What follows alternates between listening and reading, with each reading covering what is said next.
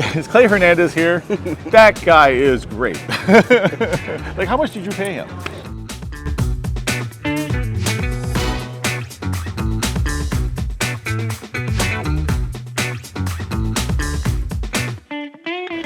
Good. Okay. Well, welcome, Clay. Good to see you. We're here at see you, Devin. We're here at RIA. Where are we now? West Palm Beach, Florida. I keep doing that every time. Week. I keep doing that every time. West Palm Beach. It's Tuesday, the 29th, and the exhibit's about to open up shortly. But we thought we'd do a little recap. How are things going? Going well. Going well. Looks like it's a good attendance. I was upstairs this morning and hundreds of people up there going to the exhibit hall A. So yeah, it's a good crowd. Good crowd. We have, I don't know about today, later, tomorrow, Mark Davis is going to speak, right? Yes. He's speaking after the conference is over, actually, right at the end? Or? Well, at the end of trade show, the exhibit hall being closed. The conference is still going on. Conference is going, but we're breaking down and stuff, yeah. But you can certainly go see that. Yeah, he's touching on mergers and acquisitions, which he's got a lot of experience with. He's a pro. He's a pro. Yeah. PuroClean's been such a great partner of ours in building such a great brand. So, well, I think it's all because of us, to be honest with you. It's the work that we do for them, the reason they grow, don't you think? That's it. Is that a stretch? I introduced the Signal to the product back in 2017 in Puerto Rico, and they were amazed. They were amazed at some of the numbers that we were producing. We did over 1,500 tests in 1.5 million square feet of hotel space and never failed one test. Not 1,500? 1,500 testing. And not one. You're like 1,500? No. We were using some other products in the beginning, and I was just new with Signal at the time, and I said, let me try some products that I've used in the past, and we had it shipped into Puerto Rico from Chicago. That's amazing. Never turned back. We kept using it. We used pallets and pallets and pallets of that stuff. What did we use? What did you use for that? It was a two-part, the A and B. The A and B? Yep. Two-part? Wow, that's fantastic. That's a great story. Yeah, Puerto Ricans loved it, man, because they didn't have to go back and do any work the second time. Do you think Mark Davis would ever talk about that? He probably would. That would be a great conversation. You know, yeah, I think he would. To hear about that. If Brian Newell's here, if he makes the rounds, he was the one that was running the job. He was the VP that ran that job. Yeah. If we see him today, he'll speak to it for sure. Pull him in and talk to him about that? Yeah. That'd be a lot of fun. That'd Absolutely. Be great. Okay. So anyway, speaking of our products, A&B is our flagship product. Right. We talked about that last time. AB, Bio-Oxy Chem Decon.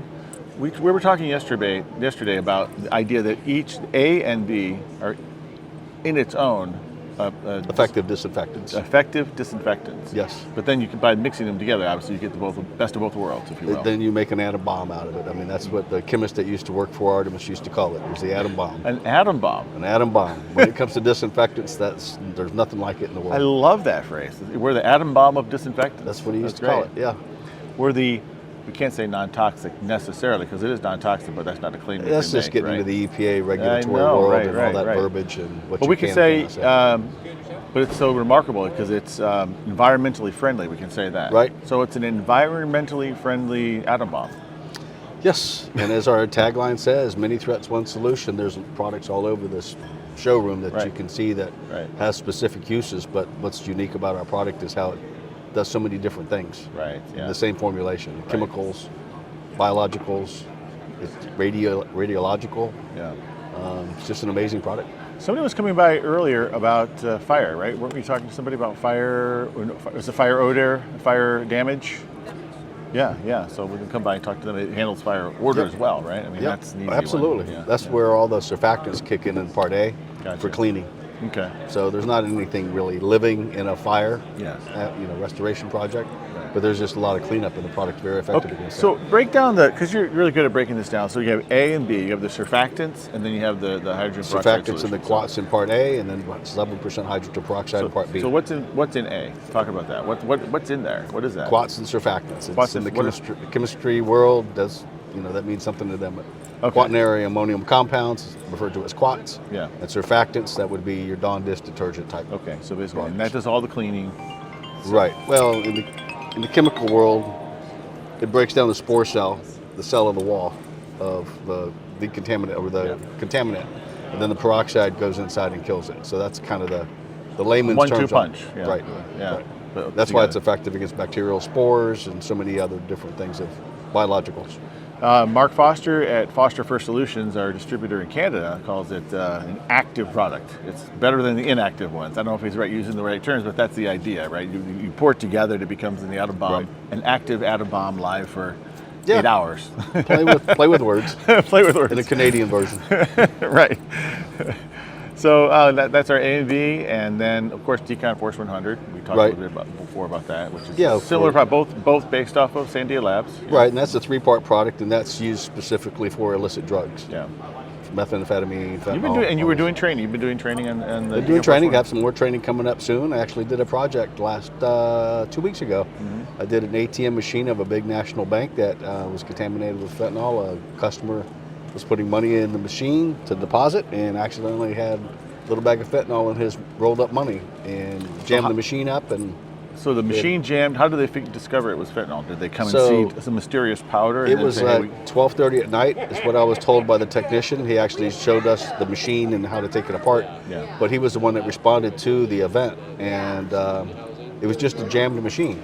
So they automatically get an alert, went out to check the machine, started taking it apart and found a powder, called local law enforcement authorities.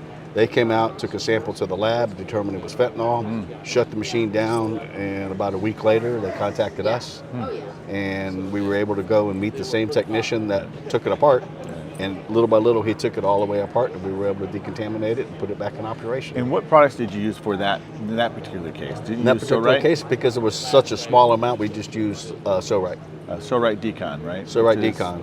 And the reason that is because it was such a small amount, just a couple of little flakes in there, but there was some sensitive electronics in there that do the scanning that you couldn't get wet. Yeah, I see. Because, and I didn't know this at the time, but when the money goes through there, they're taking pictures of the serial numbers. And if a bill goes through there and there's identical serial numbers, they know it's counterfeit and it shuts the machine down. So that's how sensitive the electronics are on these machines. I see. So what I had to do was wet wipe. So I sprayed the Decon product on a towel and then spot cleaned everything that I could see inside the machine. But I mean, this machine was opening up. It was like a printer on steroids. It was every lever and everything coming up. Yeah. It was a good case study, but we were able to save, a 6-figure machine, put it back in operation. That's amazing. That's amazing. Yeah, so that was interesting, but that was using the Sorite product. So it depends on the environment and what your, what the constraints are that you're up against. Right. So we say trace amounts or maybe tricky electrical or technical. Sure. I mean, I could have devices. I could have used the 3-part, but then I had to mix it, and I only needed a couple of ounces. That's true, right? So that's why I just went to the Sorite Decon. 3-part, the Decon Force 100 is the 3-part. That's used often for maybe like a meth lab or a large area. In large amounts, a whole house type of thing. A house where there's drugs or some narcotics being done. You just take care of it all. And that's the difference between fentanyl and meth. Meth is like nicotine and tar on a wall and somebody that smokes in their house. Yeah. It's stuck there. It's not airborne, so to speak. Right. Versus fentanyl, that's a really light powder, and the last thing you want to do is aerosolize that, so you're not spraying fentanyl as opposed to meth that's embedded in the walls. Yeah. So a totally different thing, and that's where the training comes in. Yeah. You got to know what to look for. That's good. And we're doing training next week. Can we talk about that? Can we mention who it is with, or do they? I don't know. I don't know how we have the caveats and all that, but I am training some new franchises up in the Pacific Northwest, I think they're from, but it's going to be in Salt Lake City. No, it's in Idaho. It's like 45 of them, I think, are all together in one place. This is only 3 or 4 for the new franchises. That's just a 1-hour webinar. That's the webinar, yeah. And then the following 3 or 4 days later, I'm doing the entire conference. I'm going to do in-person training. So that's about 50 franchises. So the webinar can help introduce the topic and talk through scenarios, but you can't replace the hands-on physical. Can't replace that. Not when it's this dangerous. Not when you're talking about fentanyl stuff. Right.